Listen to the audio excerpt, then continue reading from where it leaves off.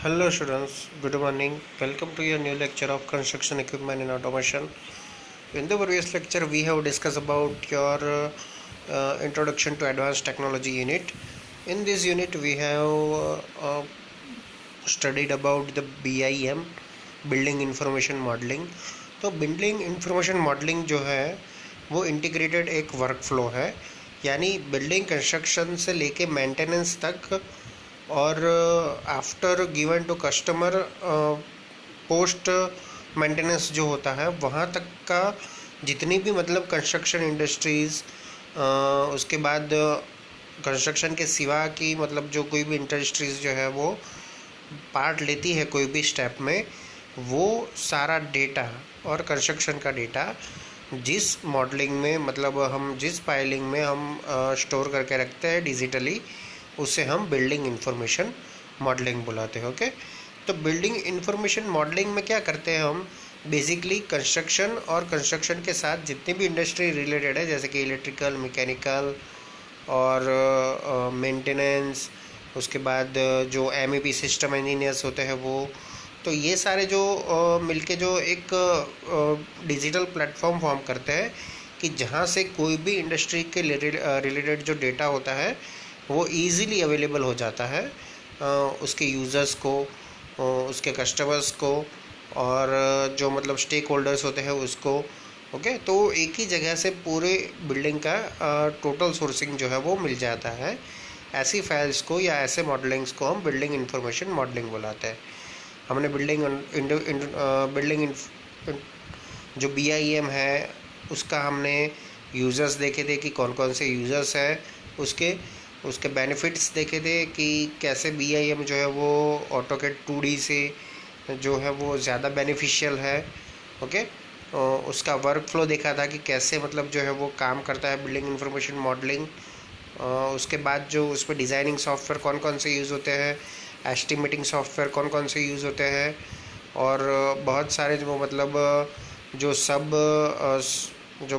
Coordinates थे, यानी कि जो मेन था उसके अंदर सब कैटेगरी में कितने कितने टाइप के वर्क्स आते हैं. ये सारी चीज़ जो है वो हमने लास्ट 2 लेक्चर्स में दो या 3 लेक्चर्स में देखी हुई है. ओके, तो आज भी हम उसी टॉपिक को आगे बढ़ाने वाले हैं, बिल्डिंग इंफॉर्मेशन मॉडलिंग को. ये यूनिट नंबर 5 आपका लास्ट यूनिट है. प्रोबेबली एक लेक्चर में ये जो है वो ख़त्म हो जाएगा. ओके स्टूडेंट्स, तो आइए स्टार्ट करते हैं आज का lecture, introduction to advance technology. Countries making BIM compulsory for big project और गवर्नमेंट प्रोजेक्ट्स. ओके, अभी देखो मार्केट में बहुत सारी ऐसी कंट्रीज़ है या कंपनीज़ है जिसमें अगर आपको कोई बिग प्रोजेक्ट जो है वो रन करना है या तो गवर्नमेंट प्रोजेक्ट्स रन करना है, तो उसके लिए BIM जो है वो कंपलसरी बनाया दिया गया है. ओके, यानी कि United Kingdom, UK, Norway, Denmark, Finland, Hong Kong, South Korea, Netherland, ये सारे कंट्रीज़ ऐसे हैं कि जिस पे जो BIM यूज़ करना बिग प्रोजेक्ट्स के लिए as well as government projects के लिए मैंडेटरी है. ओके, यानी कि आपको कंपलसरी जो है वो यूज़ करना ही पड़ेगा BIM सॉफ्टवेयर का. ओके, BIM मॉडलिंग का यूज़ जो है वो करके आपको आपका प्रोजेक्ट जो है वो रन करना है. BIM applications use in India, देखो जिसमें वेक्टर वर्क्स आर्किटेक्चर, इसमें जो है वो बहुत ही कम परसेंट है, 6% के आसपास है. ओके, 0.6% के आसपास है. रेविट में 49% हम BIM यूज़ कर रहे हैं. माइक्रो स्टेशन में 0.6%, आर्कीकैड में 6%, ऑल प्लान में 5% एंड नन में 40%. Okay, an aspect of BIM that appeals the most, तो विजुअलाइजेशन में 74%, डेमोक्रेटाइजेशन में 26%, वर्चुअलाइजेशन में 56%, फास्टर डॉक्यूमेंट मेकिंग में 53%, better design 65% and anti drafting 30%. Okay, तो यहाँ पे BIM एप्लीकेशन इंडिया में कौन कौन से सेक्टर में कितनी यूज़ हो रही है वो हमें दिखाया गया है, एज वेल एज हमें BIM के एस्पेक्ट दिखाई दिए हैं ये टेबल में कि दैट अपील्स द मोस्ट, यानी कि कौन से सेक्टर में आप BIM का यूज़ कितना कर सकते हो ये परसेंटेज आपको सेकंड नंबर के टेबल में दिए गए हैं। ओके, तो ये स्लाइड में हमने देखा कि बहुत सारी ऐसी कंट्रीज़ है जैसे कि UK, Norway, Denmark, Finland, Hong Kong, South Korea and Netherlands, that they are using BIM as a compulsory for big projects and government projects. अगर आपको इन कंट्रीज़ में कोई भी गवर्नमेंट प्रोजेक्ट रन करना है तो आपके पास BIM की फैसिलिटी अवेलेबल होनी चाहिए, तो ही आपको वो प्रोजेक्ट मिल सकता है, तो ही वो आप प्रोजेक्ट जो है वो कैरिड आउट कर सकते हो। ये मैंडेटरी है बाहर की कंट्रीज़ में। ओके, अभी इंडिया में आपको आप देख सकते हो टेबल पे से ओनली रेवेटी में जो है वो सबसे ज़्यादा यूज़ होता है अभी BIM, बाकी सारे सेक्टर्स में बहुत कम यूज़ होता है। 40% सेक्टर ऐसा है कि जिसमें आप जो है वो BIM का यूज़ ही नहीं करते हो कंस्ट्रक्शन फील्ड में। ओके, तो ये सारी चीज़ें जो है वो हमें ये स्लाइड से सीखने को मिलती है। उस BIM is gaining popularity amongst the professionals with in the Indian built environment sector. अभी जो इंडियन बिल्ट एनवायरमेंटल सेक्टर है उसमें भी BIM जो है वो पॉपुलैरिटी मतलब उसकी बढ़ती जा रही है अमॉन्ग्स द प्रोफेशनल्स। जो प्रोफेशनल्स होते हैं वो भी BIM का यूज़ सबसे ज़्यादा कर रहे हैं। BIM enjoys maximum popularity among experienced professionals since they have a better appreciation of the value proposition of BIM। अब BIM जो है वो सबसे ज़्यादा जो एक्सपीरियंस प्रोफेशनल्स होते हैं उसमें जो है उनकी पॉपुलैरिटी ज़्यादा बढ़ रही है। क्यों? क्योंकि जो एक्सपीरियंस जो प्रोफेशनल होते हैं ना उनको मतलब पूरा वर्क एनवायरनमेंट का, वर्क फ्लो का एंड डेटा की मतलब वैलिडिटी एज वेल एज जो उसकी क्रेडिबिलिटी है उसका पता होता है कि कोई भी डेटा जो है वो कितना ज़रूरी होता है बिल्डिंग इंफॉर्मेशन, बराबर। तो वो बिल्डिंग इंफॉर्मेशन के लिए ये मॉडलिंग यूज़ करना यानी कि BIM यूज़ करना सबसे ज़्यादा प्रेफर कर रहे हैं। ओके, देखो कोई भी मतलब नया नया बंदा जो आता है तो वो नई टेक्नोलॉजी सीख के आता है। ओके, तो उसके लिए वो मतलब क्या होता है कि नॉर्मल होता है कि भाई चलो अभी हम BIM यूज़ कर रहे हैं साइट पे, तो वो मेरे लिए नहीं होगा अगर मैं फ्रेशर आया हूँ तो। बट 5 या 10 ईयर के एक्सपीरियंस के बाद कोई बंदा वहाँ तक पहुँचता है और वो जो है वो BIM यूज़ करना सीख लेता है तो उसे पता चलता है कि उसकी कितनी मेहनत जो प्रीवियसली ये BIM ना होने की वजह से हुई थी वो बच सकती है। ओके, तो इसीलिए ये रीज़न है कि BIM enjoys maximum popularity among experienced professionals। BIM is more popular in large organizations। जो बड़ी ऑर्गेनाइजेशन है उसमें भी BIM पॉपुलर है with a large strength of technical staff, hinting that BIM implementation is more beneficial in large and complex projects। Okay, तो ऐसे अगर कोई इंस्टीट्यूट है कि जिसमें हम ये BIM जो है वो वर्क कर सकते हैं या तो फिर हायर कर सकते हैं BIM का जो फैकल्टी होता है वो, तो वो मोर बेनिफिशियल रहता है क्योंकि लार्ज एंड कॉम्प्लेक्स प्रोजेक्ट में आपको यही नॉलेज जो है वो काम आता है इसीलिए। ओके, तो ये स्टेटस इन इंडिया है BIM का। उसके बाद जो है वो आपको एक यहाँ पे चार्ट दिखाया है reasons for not using BIM in India. तो यहाँ पे रीज़न के परसेंटेज वाइज पाई चार्ट बनाया है कि जिसमें आप देख सकते हो कि BIM नहीं यूज़ होने का कारण क्या क्या है।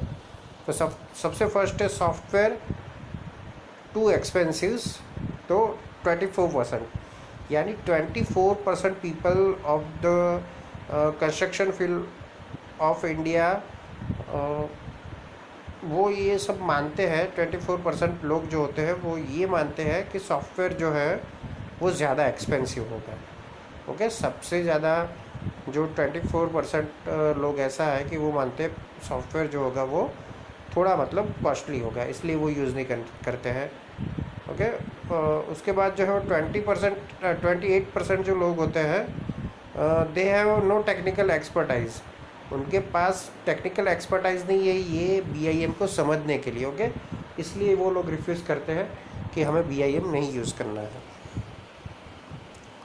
और जो 24% लोग होते हैं उनके जो ओनर्स होते हैं दे नॉट रिक्वेस्टेड, यानी कि उन्होंने रिक्वेस्ट ही की होती है ये यूज़ करने की, इसीलिए वो लोग नहीं यूज़ करते हैं। क्योंकि ओनर अगर इंसिस्ट नहीं करता है कि भाई आप BIM यूज़ करो तो मतलब जो काम करने वाला बंदा होगा या कॉन्ट्रैक्टर होगा वो यूज़ नहीं करेगा, वो अपना काम चालू रखेगा। क्योंकि BIM इंस्टॉलेशन के लिए भी मतलब पैसे लगते हैं, और इतने सारे जो मतलब जो एम्यूनिटीज़ है उसकी, उसका जो मेंटेनेंस चार्ज भी आता है वो भी बहुत ज़्यादा आता है। इसीलिए जो है वो ओनर्स जो है वो कभी सजेस्ट नहीं करते हैं, रिक्वेस्ट नहीं करते हैं, तो जो काम कर रहा होता है वो भी मतलब बोल देता है कि भाई नहीं, हमें ये यूज़ नहीं करना क्योंकि हमारे ओनर ने ये अलाउ नहीं किया है। ओके। उसके बाद 24% में ऐसा है कि not familiar with the technology. 24% लोग ऐसे हैं कि उनको यूज़ भी करना है, उनके ओनर ने बोला भी है, बट वो जो है वो फेमिलियर नहीं है दिस टाइप ऑफ टेक्नोलॉजी से। तो इस तरह से जो 24 जो परसेंट है वो और निकल जाता है। तो ऐसे जो है वो रीजंस देते हैं। कोई भी मतलब आप कंट्री पकड़ लो कि जो डेवलप कंट्री हो या डेवलपिंग कंट्री हो, तो ये सब में ये सारे रीज़न हैं कि क्यों लोग जो है वो BIM सॉफ्टवेयर का यूज़ करना नहीं चाहते।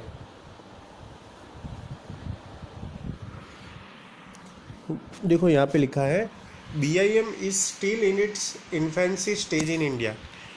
Still has not reached a stage where users can boast about the cost saving for a project due to BIM implementation, because a majority of BIM users in India have not seen a full cycle of BIM implementation for their projects. Organizations remain skeptical about BIM implementation and its perceived benefits. Okay. तो बहुत सारे ऐसे officials हैं जिनको पता नहीं है कि BIM का यूज़ कैसे करना है, या तो फिर उनको मतलब टेक्निकल नॉलेज नहीं है, या तो उनके ओनर ने सजेस्ट नहीं किया है, या तो फिर वो फेमिलियर नहीं है BIM सॉफ्टवेयर से। ओके। तो मेजॉरिटी ऑफ पीपल को ऐसा लगता है कि BIM जो है वो सूटेबल नहीं है कंस्ट्रक्शन के लिए, इसलिए वो इम्प्लीमेंट ही नहीं करते, सीखते ही नहीं है, और जो इस तरह से जो है वो BIM का यूज़ जो है वो अभी बहुत कम हो रहा है इंडिया लेवल पे। Green BIM utilization of BIM helps make building more sustainable. BIM जो है वो उसे आप ग्रीन BIM भी बुला सकते हो, क्योंकि BIM की यूटिलाइजेशन से क्या होगा कि it helps to make building more sustainable. Building को आप अगर सस्टेनेबल बनाना चाहते हो तो आप BIM का यूज़ कर सकते हो।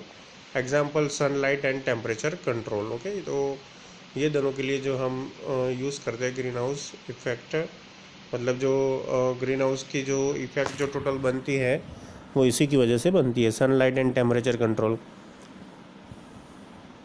देखो यहाँ पे एक सोलर स्टडी का बनाया है total. Headset would allow one get a virtual feel headset would allow one to walk into the empty room and get a virtual feel of what the room will look like upon completion. Okay.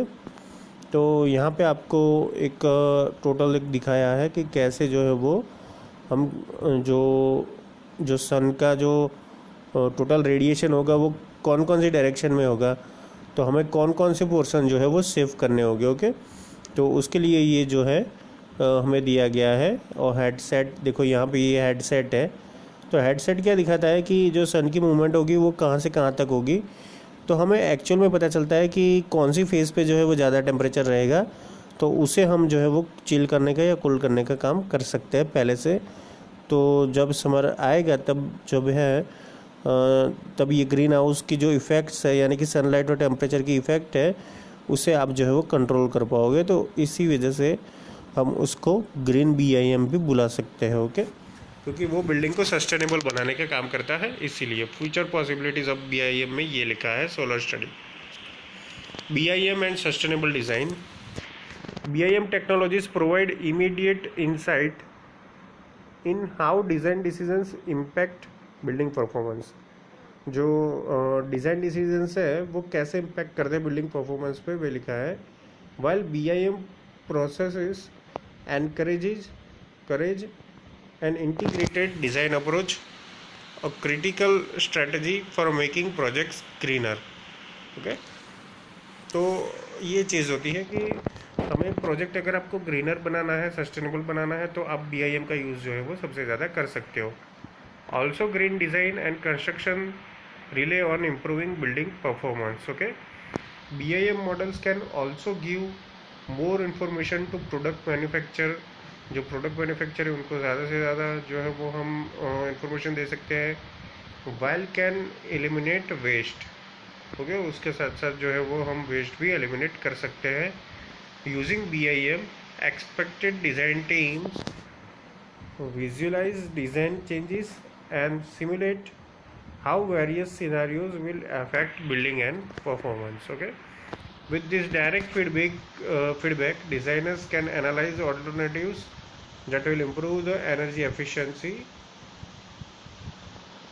optimize for natural light and ventilation, evaluate viability and placement of the solar panels and more. Okay, तो ये सारे जो है वो works लिखे हैं कि कौन कौन से वर्क्स में आप जो है वो BIM सजेस्ट कर सकते हो और उससे जो है सस्टेनेबल डिज़ाइन में कैसे आप आगे बढ़ सकते हो ग्रीन हाउस इफेक्ट के साथ साथ। ओके, और टेम्परेचर को भी कंट्रोल करना है आपको, यहाँ पे लिखा ही है कि टेम्परेचर को भी कंट्रोल करना है और एज वेल एज जो मतलब बिल्डिंग परफॉर्मेंस है उसे भी इम्प्रूव करना है। ओके, तो BIM सस्टेनेबल डिज़ाइन में ये आएगा। Now productivity gains. Productivity gains is one of the major benefits of using BIM. BIM use करने के सबसे बड़े फ़ायदों में ये है कि प्रोडक्टिविटी गेन हो जाती है and is the top metric organization expect to improve when they adopt the technology. Primarily BIM realize this gain through its ability minimize project management, foster communication and coordinator, identify errors early, reduce rework, reduce cost and design quality. तो as a life cycle model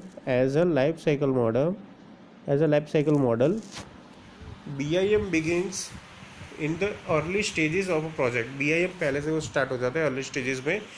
Designers are likely to benefit from fundamental changes to the design process and the greater certainty between design intent and the final construction and operation of the building.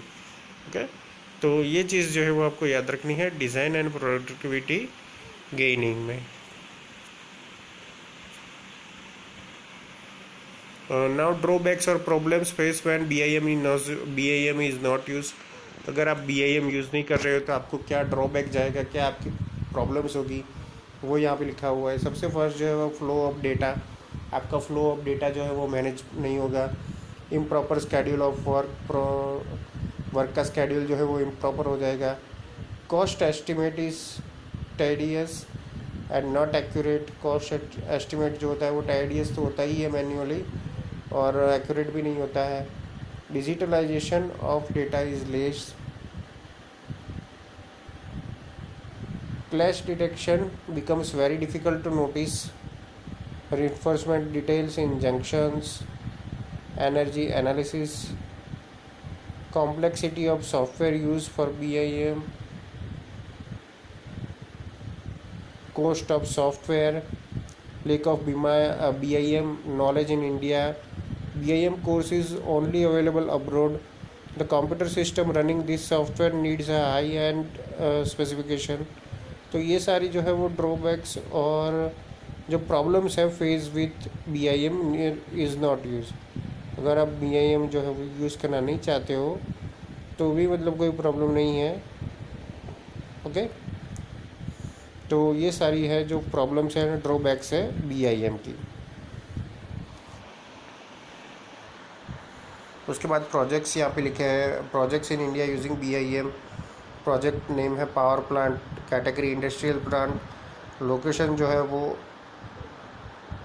Vidarbha, जिसपे area है 1,85,600 square metre, जो कि मतलब green building के concept पे बना हुआ है. ओके, फिर उसके बाद ये जो प्रोजेक्ट जो है वो personal rapid transit category transportation Amritsar. तो उसमें जो है वो 7 वॉरियर्स जो है वो मतलब जो 7 स्टेशंस जो है 4 किलोमीटर ट्रैक एंड 7 स्टेशंस जो है वो जनरेट किए गए हैं by the help of BIM. Okay, तो ये सारी जो है वो मतलब प्रोजेक्ट्स हैं इंडिया तक पहुंचने के लिए यूजिंग BIM. नाउ इसमें कंक्लूजन लिखा है कि the socio economic and environmental aspects can both be addressed by simply rethinking the construction process, including the sourcing of recycled and reclaimed materials where possible. However, BIM provides a better platform to address the technical issues. The benefits such as increased communication, design integration, lean construction, reduce waste, paperless documentation, clash detection, costing, programming, simulation and modeling are far superior to that of CAD. Okay तो ये जो CAD से जो ज़्यादा मतलब जो useful software वो यहाँ पे लिखा हुआ है. BIM then enable the most efficient delivery of a sustainable development. Okay, BIM is promising and more advantageous compared to the traditional process, but still it has several setbacks as the technology is still in a primitive stage. A scientific amount of development is to be done in information flow and interoperability of the software. Additional training material is to be provided with software to learn the complicated features. तो आपको यहाँ पे ये पूरा conclusion दिखाया है कि कैसे जो है वो हम BIM जो है वो ज़्यादा यूज़ कर रहे हैं. ओके, दूसरे कोई सॉफ्टवेयर की जगह पे. In India universities should start teaching BIM as an academic course to make the people perfect in this field. Okay, तो इसी लिए जो है वो 6 सेमेस्टर में ये सब्जेक्ट आपका CEA जो है वो शामिल किया गया है. ओके, ताकि आप ये सब चीज़ें जो है वो अच्छे से समझ सको. ओके, तो ये आपका कंक्लूजन था रिगार्डिंग BIM. तो आज के लिए यहाँ तक फ्रेंड्स. एंड आज जो है वो ऑलमोस्ट आपका ये चैप्टर भी फिनिश हो रहा है, यूनिट नंबर 5. तो आगे अगर कुछ होगा तो मैं लेक्चर्स पोस्ट करूँगा, अदरवाइज़ ये हमारा लास्ट लेक्चर है. और जो भी मतलब अभी तक जो पढ़वाया है यानी कि लेक्चर्स पे आपका हुआ है उसे ही आप प्रीफर करो, और MCQs भी दिए हैं उसे भी प्रीफर करो. तो उसके हिसाब से जो GTU का पेपर है वो आएगा students. Okay students, thank you for watching and keep watching of new videos of construction equipment and automation. Thank you.